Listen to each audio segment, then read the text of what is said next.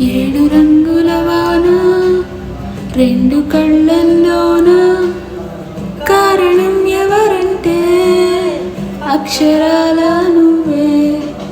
ఎన్ని నాళ్ళుగా ఉన్నా ఇప్పుడే పుడుతున్నా కారణం ఎవరంటే ఖచ్చితంగా నువ్వే. మబ్బుని మెరుపుని కలిపిన వానల్లే పెదవికి నవ్వుకి పరిచయం